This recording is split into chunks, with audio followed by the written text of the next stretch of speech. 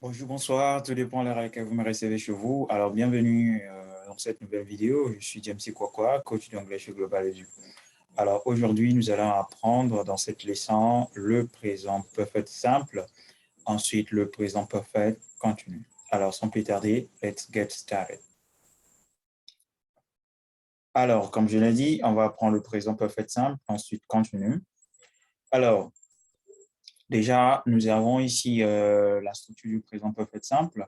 La structure du présent simple, présent perfect simple stipule que nous avons besoin du participe passé du verbe à conjuguer, d'accord?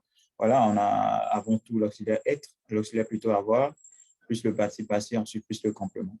Alors, nous avons ici quelques exemples. On nous dit I have drunk all the water. OK? I have drunk all the water. He has influenced my decisions. He has influenced my decision. OK?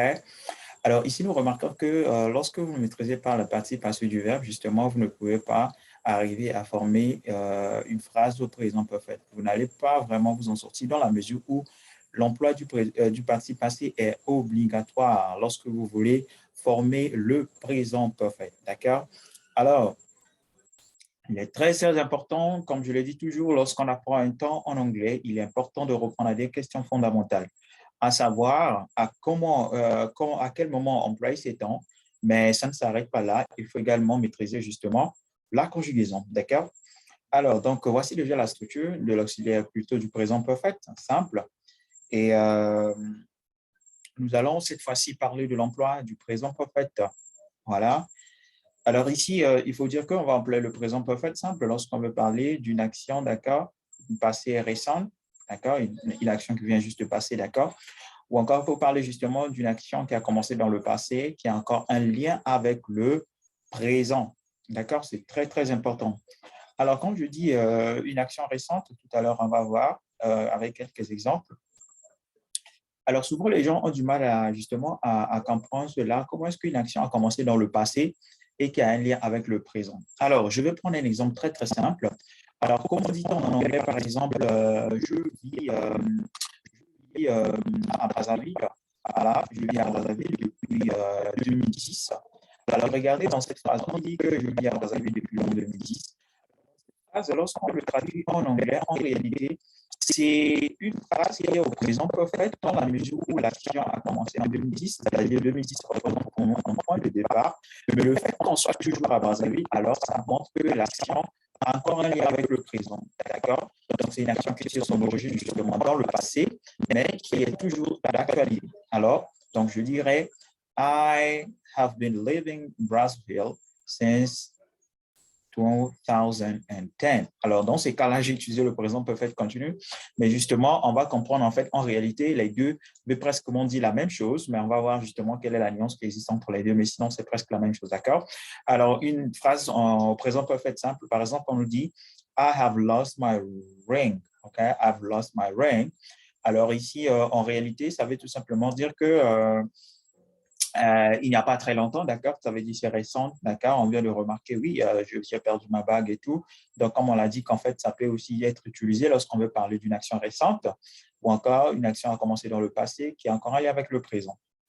Alors, je disais tout à l'heure que lorsque une action justement qui vient de passer il n'y a pas très longtemps, mais bon, vous allez remarquer dans la suite, en fait, dans ces genres de contexte, on utilise souvent le mot just, d'accord? Alors, par exemple, lorsque je disais tout à l'heure que il vient de perdre sa bague et tout, ou encore je viens de perdre, par exemple, mon téléphone, d'accord? Alors, ici, je dirais I have just lost my phone, OK? Alors, ici, le mot just vient montrer tout simplement que l'action est récente. Donc, c'est ce que vous allez beaucoup remarquer parfois. Lorsqu'on veut expliquer une action récente, on va utiliser beaucoup le mot just. Alors, il est important de souligner également que le même présent perfect peut être aussi utilisé pour raconter justement les expériences de la vie, voilà, de la vie de façon générale ou encore de ses expériences professionnelles et tout. Par exemple, ici, I have been through many troubles in my life, OK? Donc, ça raconte un peu sa vie et tout. Voilà. Alors, voilà, voici quelques mots justement qui vont beaucoup nous pousser à employer le présent perfect simple.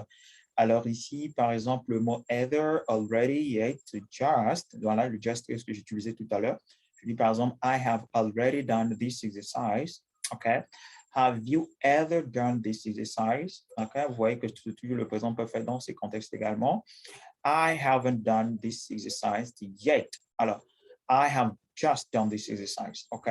Donc, c'est ce mot-là, justement, vont beaucoup nous pousser à employer le présent parfait parce que ce sont les mots qui sont beaucoup utilisés lorsqu'on emploie le présent parfait. D'accord?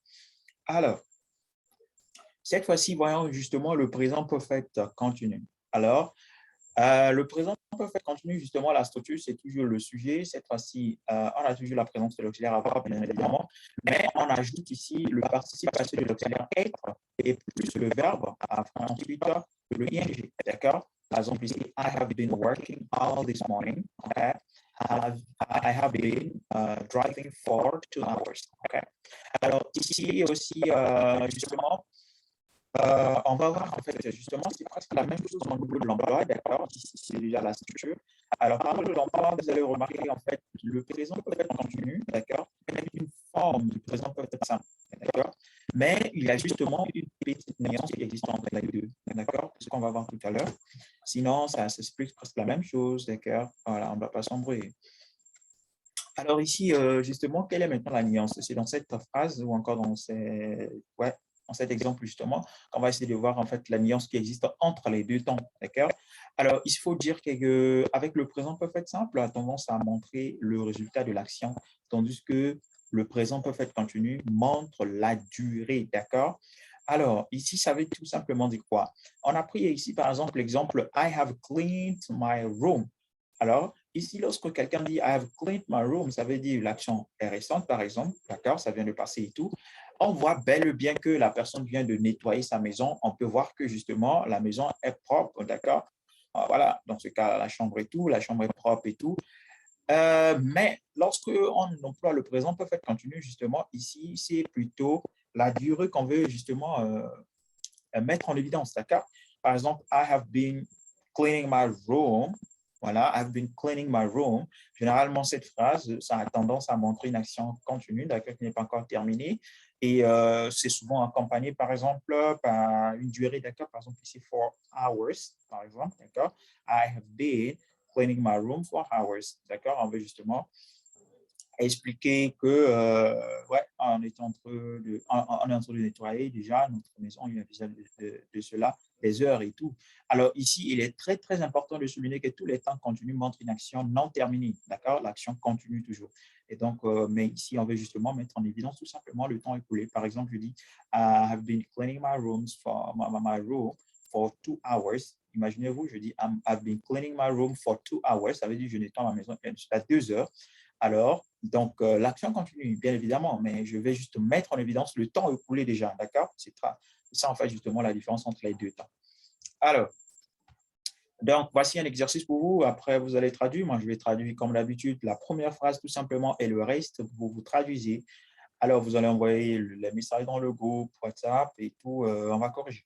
Alors, la première phrase, on dit « Paul a volé mes chaussures de sport ». Alors, ici, on va tout simplement dire « Paul has stolen my trainers ». OK?